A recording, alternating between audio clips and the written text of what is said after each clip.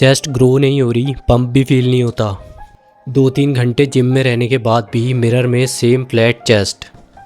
Problem ये नहीं है कि तुम मेहनत कम कर रहे हो, प्रॉब्लम ये है कि टेंशन चेस्ट पे आ ही नहीं रही। यहाँ फील होना चाहिए, यहाँ नहीं। अगर 6-8 महीने से वर्कआउट कर रहे हो और ग्रोथ रुक गई है तो 3 मिस्टेक्स हो रही है। ज़्यादा वॉल्यूम 15 से 20 सेट मार रहे हो, रिकवरी 0, मतलब तुम ओवर ट्रेनिंग कर रहे हो। ईगो लिफ्टिंग, वेट मूव हो रहा है, मसल नहीं, मसल पे टेंशन कम और बोन्स पे ज़्यादा दे रहे हो। नो स्ट्रेच कंट्रोल, सिर्फ पुश कर रहे हो, टेंशन होल्ड नहीं कर रहे हो। चेस्ट ग्रो करने के लिए 2 चीज़ें चाहिए, मैकेनिकल टेंशन और डीप स्ट्रेच। पंप सिर्फ साइड इफ़ेक्ट है, गोल नहीं। गोल है मसल बिल्ड करना, पंप उसका बाय प्रोडक्ट है।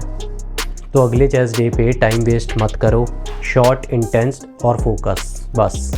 चलो वर्कआउट स्टार्ट करते हैं। पहली एक्सरसाइज है इंक्लाइन बारबेल प्रेस। सबसे पहले इंक्लाइन प्रेस, क्योंकि अपर चेस्ट वीक होती है ज़्यादातर लोगों की। अब बेनिफिट्स जो तुम्हें इस एक्सरसाइज से मिलने वाले हैं। अपर चेस्ट बिल्ड करेगी, चेस्ट फुलर दिखेगी। ये मूवमेंट तुम्हारी प्रेसिंग पावर को सीरियसली इम्प्रूव करेगी। बेंच 30 से 35 डिग्री, एल्बोज 45 डिग्री पे, बार अपर चेस्ट लाइन पे 2 second slow eccentric. Weight heavy low पर कंट्रोल लूज नहीं करना। स्लो 8 से 10 रैप्स निकालो जिसमें तुम्हें हर रैप फील हो। सेकेंड एक्सरसाइज है इंक्लाइन डंबल प्रेस। अब डंबल्स, क्योंकि यहाँ रेंज ऑफ मोशन ज़्यादा मिलेगा। Deep stretch muscle imbalance fix करेगी। अगर तुम्हारी मसल इम्बैलेंस है तो बेटर कॉन्ट्रैक्शन मिलेगा जब तुम वेट को ऊपर ले जाओगे। बॉटम में 1 सेकेंड का पॉज, वहीं ग्रोथ ट्रिगर होती है जब मसल स्ट्रेच पोजीशन में टेंशन हैंडल करती है। इसके 12 से 15 रैप मॉडरेट हैवी वेट के साथ। रैप्स स्लो रखना, इंटेंसिटी हाई। थर्ड एक्सरसाइज है flat bench press with flies.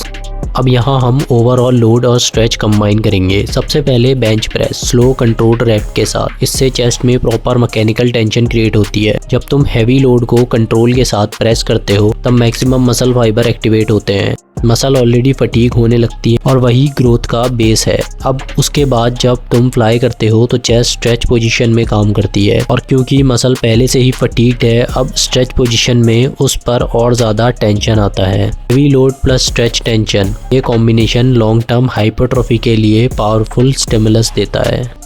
अब है last finisher exercise, dips with pushup.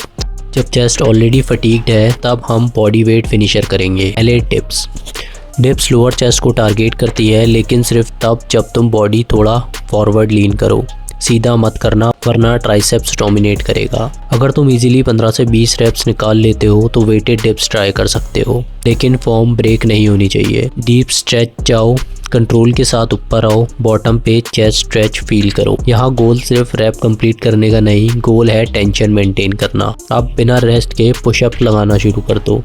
Head neutral रखो, ना ऊपर देखो ना नीचे, बॉडी स्ट्रेट लाइन में। नीचे जाते वक्त slow negative, deep stretch, full chest focused. Pushup failure तक मारनी है जब तक चेस्ट प्रॉपरली बर्न ना करे। यहाँ ब्लड फ्लो इंक्रीज होता है, मसल ऑलरेडी फटीग्ड है और अब कम्प्लीटली एग्जॉस्ट हो रही है। ये लास्ट स्टिमुलस इंश्योर करता है कि वर्कआउट सिर्फ स्ट्रेंथ पे एंड ना हो बल्कि फुल फाइबर रिक्रूटमेंट के साथ खत्म हो।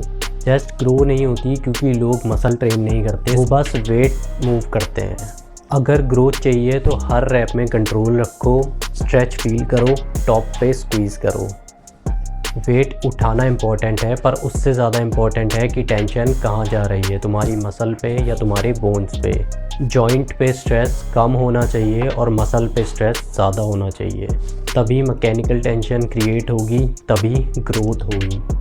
अगले 4 हफ्ते ये स्ट्रक्चर फॉलो करो, short workout, control rep, proper stretch, फिर तुम्हें डिफरेंस खुद दिखेगा।